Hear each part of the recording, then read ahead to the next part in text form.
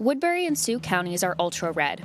Actually, the entire northwest corner of Iowa is. It's Steve King country. He's the Republican congressman you've probably seen in the news for comparing immigrants to livestock. I want to put a wall in, and I designed one. We could also electrify this wire. It would simply be a discouragement for them to be fooling around with it. And we do that with livestock all the time.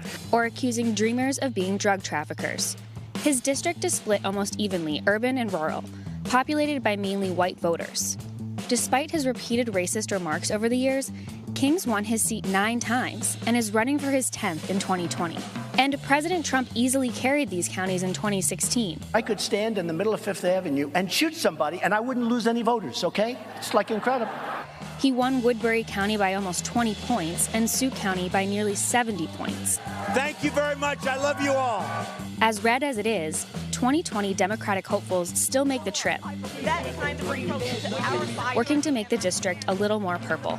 I think it's really important that you say the same thing wherever you are. I just don't presume anything about anyone based on, the county that they live in or their previous party affiliation.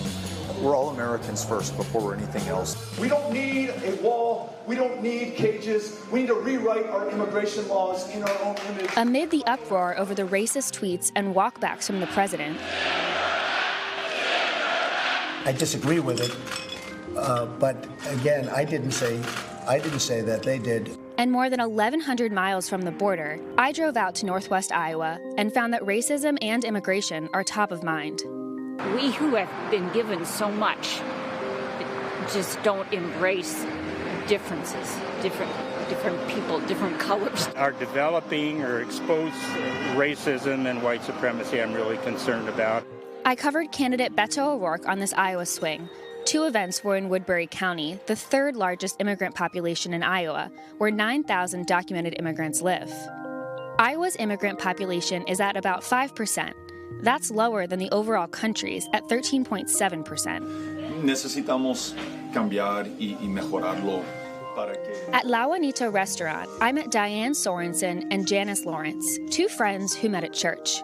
Diane voted for Hillary Clinton in 2016. Janice voted for Donald Trump. I'm curious, has that impacted your friendship at all? Not with Janny as much as some other people that are very outspoken about Trump, but actually mean people. Sometimes when you go to an event, you've got Trump supporters that are protesting and yelling at you, all sorts of profanity. My girlfriend and I, sometimes we get scared even going by ourselves. I hear a lot of promises from politicians, but I, over the years, have not seen the follow-through.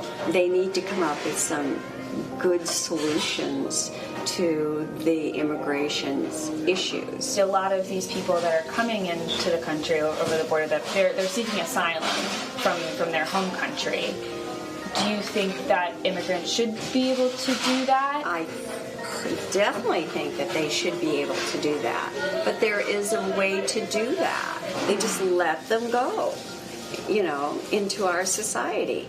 You can't do that. You can't do that all the time. I also met Bob Henderson in Sioux City, which falls in Woodbury County. He's voted mostly Republican for 40 years, but says he chooses candidates based on who will best serve the United States. And you voted for the president in 2016. I did. What's your take on how he's handling it with the migrant facilities or some overcrowding? The people that are working in the immigration services, the people that work on the Border Patrol and so on and so forth, they're doing the best that they possibly can, and they're not doing it at the detriment of those who are coming here. They are probably deficient in terms of material. I don't believe you can hold the president responsible for that because he's just simply enforcing the law. Obviously, if there's a family that comes in legally or illegally and then they get separated, that's a tragedy for that family. However, it is something that unfortunately we might have to do. Henderson explained his position on the president's recent tweets about the 4 congresswomen of color. Do you think what the president said about the 4 Democratic congresswomen was racist? I think it could certainly be interpreted that way. I don't think he intended it at all to be racist. I think he intended it to be what I have heard 1,000 times on the campaign trail. Well, if you don't like this place, then leave. Do you see any comparison between Steve King and President Trump's language? No, I don't. Well, I know Steve King. I consider him to be a good man, a good friend, and he is not, I don't think he has a racial bone in his body. So in this ultra-conservative corner of Iowa, does a Democratic candidate even have a shot? I sat down with Beto O'Rourke to figure out his game plan.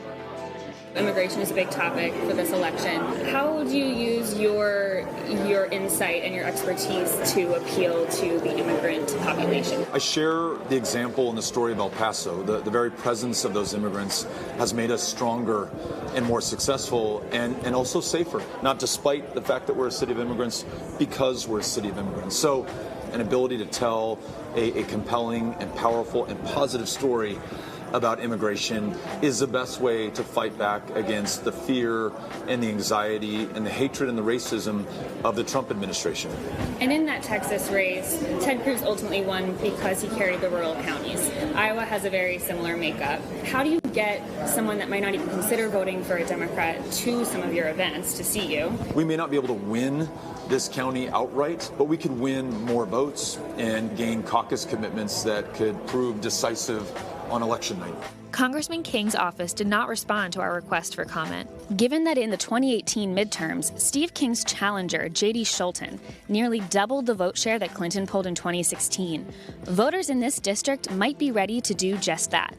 68% of our county voted for Steve King, even how much publicity there's been about his racism. I love our little community, but when I realized how racist it is, it made me wonder, do I really want to live here? And that's sad. I don't want to be uncomfortable in my own community, and right now I am.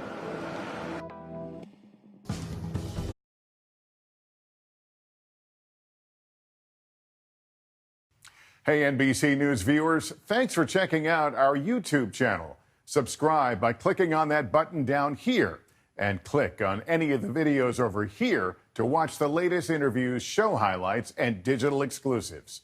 Thanks for watching.